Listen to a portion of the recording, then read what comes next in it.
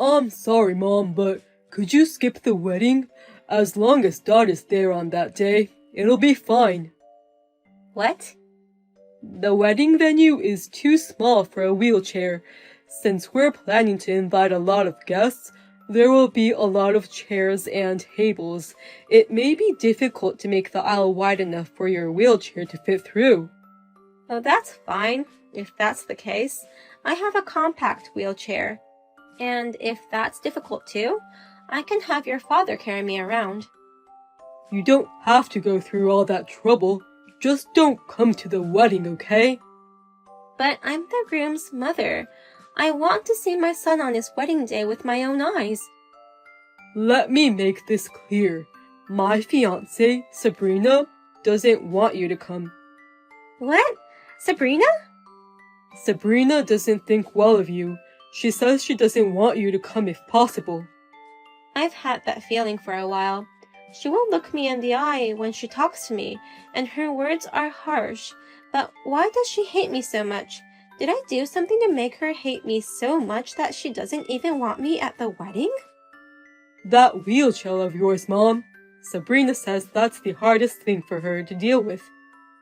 What? You were in a wheelchair because of the accident you had a long time ago. She's afraid you're counting on her to take care of you in the future.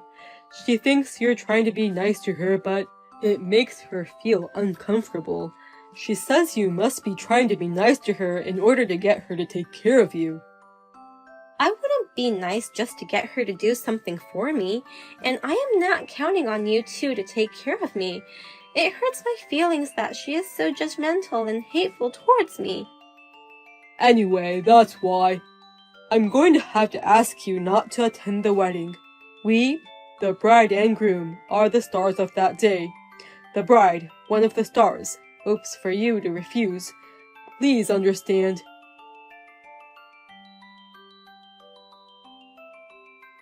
I'm sorry for calling out of the blue, Sabrina, but I still can't accept it. Even if you don't like me, please allow me to attend the wedding at least. I want to see my precious son on his wedding day with my own eyes. Oh, great! I asked Chris to talk you into declining the invitation because I didn't want to talk to you directly. I can't believe you'd contact me directly. Of course I would contact you. It's too unreasonable to ask me not to come just because I'm in a wheelchair. I'm not expecting you to take care of me in the future, Sabrina, so please don't be wary of me. I just want to get along with you. It's impossible for us to get along normally, of course. You're not in a normal physical condition, being wheelchair-bound and all, and you say you don't need me to take care of you? But I bet that's a lie. I know you'll change your attitude in no time. Right after the wedding, you'll surely become coercive. I've heard that's what mother-in-laws are like. I won't be like those mean mother-in-laws. You can say whatever you like, but I don't trust your words. That's why I don't want to invite you to my wedding.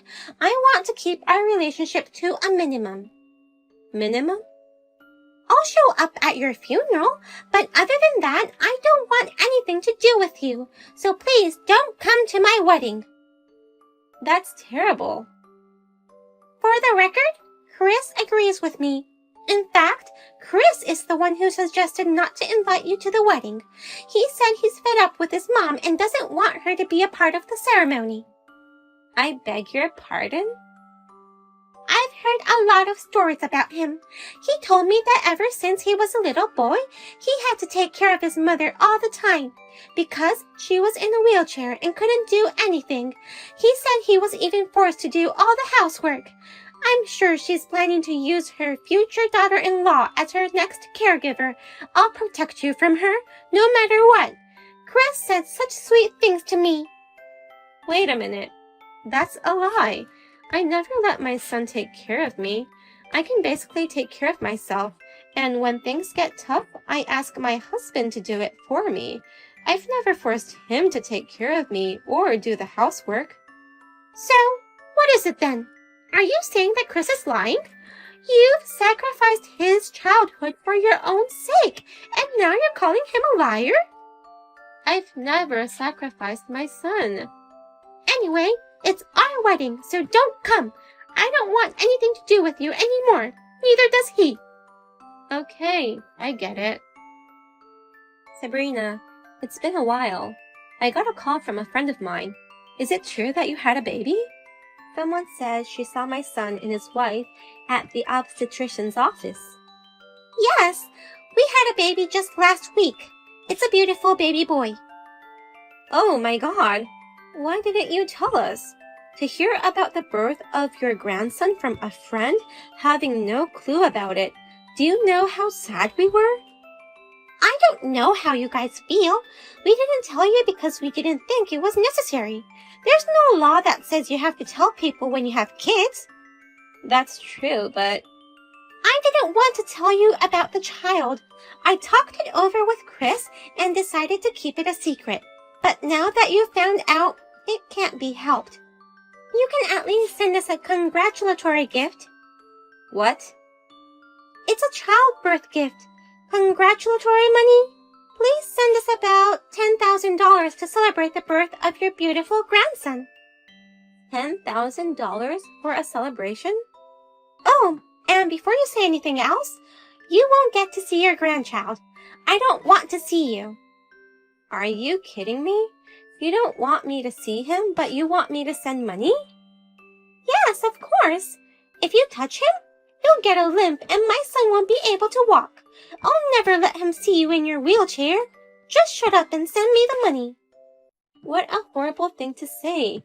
You don't invite me to your wedding. You don't even tell me when my grandson was born. And now you're talking down to me like this. I'm at the end of my rope. I've been at my limit from the beginning. That's why I didn't invite you to the wedding, nor contacted you.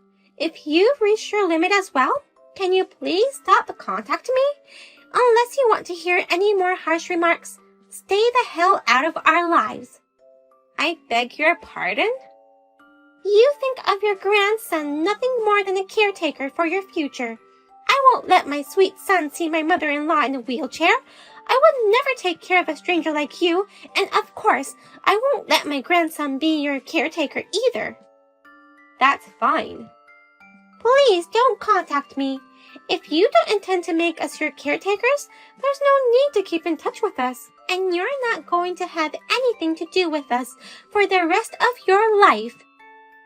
Fine, I'll do whatever you want, but if you won't contact us, neither will I. We won't be there to help you, even if a time comes for you to need our help in the future. Who would ask for help from a mother-in-law in a wheelchair? Stop saying nonsense and just leave me alone. Please, Michelle, don't say anything else to my son, please. We need you to help us just this once. Wait a minute. What the hell is going on? You haven't contacted us in 10 years and you want me to help you? It's an emergency. Michelle, you do volunteer work at an elementary school, don't you? You talk about wheelchairs in moral education classes. Yes, sometimes I'm asked to do that. I talk about life in a wheelchair. I was doing that just last week. My son goes to that elementary school. Oh, really? You took a picture with them at the end of the talk. The school sent it to us today. Chris blurted out that you're his mother. That's how my son found out about the whole thing. What exactly were you hiding? Did you tell him that I was dead? That's right. We told him you were already dead. But because of Chris, he found out. Moreover, Michelle, you talked about a lot of things in the school lecture, didn't you? That you're cut off from us almost completely. Oh, that reminds me. I talked about that too, didn't I? They asked me at the end if I've ever had a difficult time. I told them that sometimes it's hard to get along even with family if they don't understand you. That's what made it so hard for my son. He said, then the family that doesn't understand her must be mom and dad. He seemed to take what you said very seriously. He got angry and said, you shouldn't do such a thing. It's not right. What a sweet child he's growing up to be. Those words alone are enough to make me cry. I want to cry in a different way. He must have been really shocked. He won't even talk to me anymore. I'm trying my best to cover it up, but it's not working. So, I'm going to visit you at your home with our child next time. Oh, you're coming to my house? No matter what we say, our son doesn't believe anything we say. So it's up to you, Michelle, to persuade him. Please explain to him that we haven't broken our relationships and that we are actually on good terms with each other. That's fine, isn't it? Whatever the reason, you'll finally get to meet your grandson. You can come up with your own reasons why you haven't seen him till now. Don't be ridiculous. Just because it became inconvenient for you doesn't mean you can suddenly come and see us. All you can do is be honest with your son. If he doesn't like you for it, it's your own fault. I would never lie to my beautiful grandchildren. Shut up! You're going to meet the grandchild you've always wanted, so shut up and do as you're told. Anyway, we'll be there this weekend.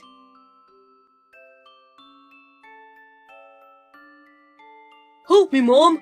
Sabrina was seriously injured in an accident. She was taken to the hospital. What should I do? Accident? We were just on our way to your place. A car ran into us at a red light. My son and I got only scratches, but Sabrina broke her leg and had to be rushed to the hospital. She's wounded badly. Well, that's very worrying. I hope Sabrina will be okay. She was crying a lot, saying it hurt so much. What if she ends up in a wheelchair? I don't care about that. You'll just have to deal with it then. We're so cold. I mean, you're with her, so you can handle it. You've been taking care of me and doing all the housework since you're a little boy. It won't be a problem if your wife ends up in a wheelchair. What? Sabrina told me. I've been a victim of the wheelchair life since I was a kid. You told Sabrina, right? I don't remember forcing you to do such things. It's not what you think, Mom. I just wanted to draw her sympathy, acting like a tragic hero. I don't want to hear excuses. I decided not to have anything to do with you guys. Oh, no. Except for my grandson. He's an innocent child. You're going to have to accompany Sabrina to the hospital, right? We can take care of him while you're there. Oh, really? That would be very helpful. He's still in elementary school and I'm worried about leaving him alone. Tell me where he is. Your father will pick him up. Thank you so much. I'll send you the address right away. Michelle, what should I do? I broke both my legs. I'll be in a wheelchair for a while. They said I should be prepared to be in a wheelchair for a few years before I can move freely again. It's amazing that you will be able to walk in a few years. I can't walk for the rest of my life because of the accident. Sabrina, you are lucky. I'm not lucky. I'm in pain all over and I can't move. I've never been injured or hospitalized before, and here I am in a wheelchair. It's a little scary to be in a wheelchair all of a sudden, isn't it? I know how you feel. I didn't want to cause trouble to my child, so I was very worried too. Will you help us for a while? We need you to take care of our family. What? I'll be in the hospital for a while, but I still have to work, and my son is still in elementary school. Could you help me with cooking, cleaning, and all the other things that need to be done? And please teach me how to live in a wheelchair. I humbly refuse. You will have to manage on your own. I told you not to ask me for help in the future, and now you want me to help you because you got hurt in an accident? How selfish of you. Don't be so mean. Things are different now. Why don't you help me? You cut off all ties with us. You have to take responsibility for that. But we have a child. My son is still in elementary school. If someone doesn't take care of the house, he will suffer the most. Everything's going to be okay, Mom. I'm going to live with my grandparents. What? Mom, how are your legs? I only have a scratch, so I'll be fine. It hurt a little, but I didn't cry. Why are you then on Miss Shell's message line? Dad's busy, so he told me to stay here at Grandpa and Grandma's house. Oh, really? Grandma and Grandpa. I've never met them before, but they're so kind. They said they missed me a lot, so I'll stay here while you're in the hospital. Then Dad can work in peace. What? I also apologize for all the mean things you've said to them. I told them I was sorry on your behalf. But you'll have to apologize to them yourself too when you get out of the hospital. It's very rude to make fun of someone just because they're in a wheelchair. But Grandma, she's so generous. She said it's not something I should apologize for. And even though she's in a wheelchair, she can do everything by herself. She can drive, cook, and even bake. She can actually cook better than you, Mom. Are you really going to stay with her for such a long while? It would be better for you and Dad, wouldn't it? Dad's not a very good cook, and he's busy with work. I asked Grandma if she could come over to my house, but she said she can't because Mom and Dad said no. So I'll just have to come over here and stay with them. Oh, no! That's why I asked Grandma and Grandpa to take care of me. My Mom and Dad are having a hard time. Please let me stay here with you, I said, and they said I could stay with them. So I'll stay at their house, waiting for you to get out of the hospital. Good luck with your stay in the hospital. I won't be able to visit you, so I'll be waiting for you at Grandma's. You won't come visit me? Because it's too far away. I can't go to the hospital by myself, but Grandma and Grandpa, they can't take me because they promised not to go see you and Dad. So I'll wait for you to come and get me when you get out of the hospital. Well, good luck with the treatment. I'll be fine with Grandma and Grandpa. I mean, I'm having so much fun at Grandma's. You can stay in the hospital as long as you want. Sabrina was able to leave the hospital after a few months, but her leg injury was more serious than expected. She was discharged from the hospital in a wheelchair. She will be able to walk again after rehabilitation, but it's a tough road for her. Sabrina herself and Chris, who supports her, are struggling with the wheelchair life. Moreover, her son Finn told her, "Grandma used to make delicious meals for me, even though she was in a wheelchair. Do you understand now how hard it is to live in a wheelchair? Don't make fun of her anymore." She has been apologizing to me constantly for all the things she has said and done. Of course, I didn't reply or anything. Since then, at Finn's request, he has been coming to our house regularly. Grandchildren are very cute, aren't they? I will give him all my love.